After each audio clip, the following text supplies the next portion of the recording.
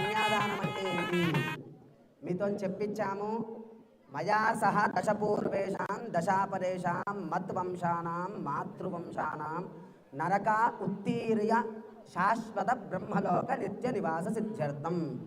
నరకానికి వెళ్ళినా మనకి పూర్వజన్మ మళ్ళీ జన్మ ఉంటుంది, స్వర్గానికి వెళ్ళినా జన్మ ఉంటుంది, బ్రహ్మలోకానికి వెళ్తే మళ్ళీ జన్మ అంటూ ఉండదు. ఆఖరి జన్మ తర్వాతనే బ్రహ్మలోకానికి వెళ్తాము. అలాంటిది మనం ఈ కన్యాదానం ఒక అమ్మాయిని దానం చేస్తున్నాము. అప్పుడు ఏంది, మన 10 తరాలు పూర్వీకులు, మన నాన్న తరఫు నుంచి ఉండండి, మన అమ్మ తరఫు నుంచి ఉండండి, మయా సహ దశపూర్వేషాం వంశానాం మాతృవంశానికి చెందిన 10 తరాలు కూడా ఇప్పటి వరకు మనం ఎక్కడైతే కొన్ని చోట్లలో పెద్దలకి పెట్టడం లేకుంటే ఇలాంటివి మన పూర్వీకులను మర్చిపోవడం జరుగుతుంది. ఏదో ఒక దోషం ఉన్నా కానీ వాళ్ళు ఎక్కడన్నా స్టక్ అయిపోతారనమాట. నరకానికి వెళ్ళే రూట్లోనో లేకుంటే నరకాన్ని నుంచి స్వర్గానికి వెళ్ళే రూట్లోనో స్టక్ అయిపోతారు. వాళ్ళు అలా స్టక్ కాకుండా ఇక్కడ నుంచి నేను కన్యాదానం చేశాను, వాళ్ళు బ్రహ్మలోకానికి వెళ్ళడానికి మనం రూట్ వేసాం. అమృత ధారగా ఒకటి పుష్ప పానుపు వేసి వాళ్ళని సాగనంపానమాట. తర్వాత త్రిగుణీకృత అగ్నిష్టోమ అతిరాత్ర ఆప్తోర్యామ శాంతపన వాజపేయ పౌండరీక అశ్వమేధం. పూర్వకాలంలో రాముడు అశ్వమేధ యాగం చేశాడు, దిలీప మహారాజు. అశ్వమేధ యాగం అంటే ఇవన్నీ త్రిగుణీకృత ఇవన్నీ 100 యాగాలు ఉంటాయి. ఆ 100 యాగాలు చేస్తే కానీ ఒక అశ్వమేధ యాగం చేయడానికి అర్హత రాదు. అంటే ఎవరైతే బ్రాహ్మణుడు చేయించాలో వాడికి ఆ అర్హత రాదు. అలాంటివి మనం ఈ కలియుగంలో 14 యాగాలే అమ్మ. 14 యాగాల తర్వాత నిషిద్ధం. ఆ తర్వాత మంత్రాలు కూడా మన కలియుగంలో లేవు, కనుమరుగైపోయాయి అన్నమాట.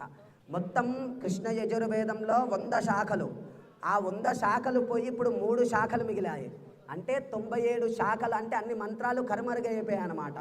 కాబట్టి ఈ యాగాలు చేసి అశ్వమేధ యాగం చేస్తే ఎంత ఫలితమైతే నాకు వస్తుందో, నా వంశానికి వస్తుందో, అలాగా కన్యాదానం చేస్తే కూడా అంత ఫలితం వస్తుంది. ఈ కాలంలో అన్ని దానాలు చేయొద్దమ్మా. 16 దానాలు చేయొచ్చు, ఒక కన్యాదానం చేయలేము. మనకి అమ్మాయి పుడితే కానీ, మన ఇంట్లో లక్ష్మి పుడితే కానీ కన్యాదానం చేయలేము. ఈ 16 దానాలు చేసినా కానీ అంత ఫలితం రాదు, కానీ ఒక కన్యాదానం చేస్తే అంత ఫలితం వస్తుంది.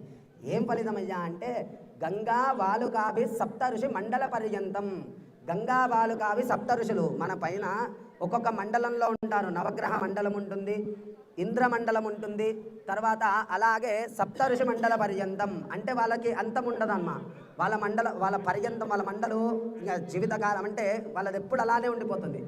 అలా వాళ్ళ మండలం ఎలాగైతే ఉంటుందో అప్పటి వరకు నా కూతురు, నా అల్లుడు కాపురం కూడా అంత సుఖంగా ఉండాలి.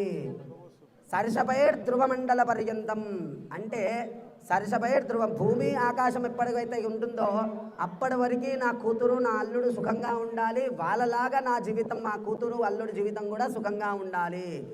అరుంధతి మండల పర్యంతం ఉంటుంది. అరుంధతి నక్షత్రం అంటే అది ఒక నక్షత్రం కాదమ్మా, అది ఒక మండలం. అంటే అరుంధతి ఒక్కటే ఉండదు అందులో.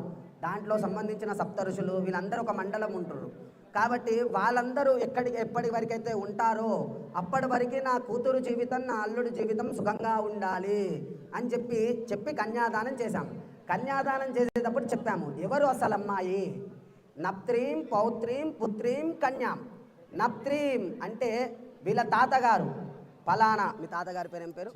చంద్రయ్య యొక్క మనవరాలు, అంటే ముని మనవరాలు అన్నమాట. తర్వాత ఫలానా వీళ్ళ నాన్నగారు చంద్రమౌళి గారి యొక్క మనవరాలు. తర్వాత రఘు గారి యొక్క పుత్రీం, ఆయన యొక్క పుత్రిక. తర్వాత ఆమెనే లక్ష్మీ స్వరూపిణి. ఇక్కడ కళ్యాణ మండపంలో ఉన్నంత వరకు వీళ్ళిద్దరు లక్ష్మీనారాయణులు. అంటే నీ కూతురు లక్ష్మీ స్వరూపం, నీ అల్లుడు నారాయణ స్వరూపం. ఇక్కడ అల్లుడు కూతురు కాదు. ఇక్కడ మనం గమనించాల్సింది ఒక్కటే, వాళ్ళు కళ్యాణ వేదిక ఉన్నంత వరకు సాక్షాత్ వాళ్ళు దేవుళ్ళు, లక్ష్మీనారాయణులు. ఆ లక్ష్మీనారాయణ కళ్యాణం చేస్తే ఎంత ఫలితమైతే వస్తుందో అలాంటి లక్ష్మీ స్వరూపిణి అయిన నా పుత్రిక, యోగిత అయినటువంటి నా పుత్రికని కన్యాదానం చేస్తున్నాను. ఎవరికి చేస్తున్నాము? ఫలానా గోత్రమైనటువంటి పసుపునీల గోత్రమైనటువంటి తాతగారి పేరు పుల్లయ్య నప్త్రాయ. పుల్లయ్య ముని మనవడు. అలాగే మీ నాన్నగారి పేరు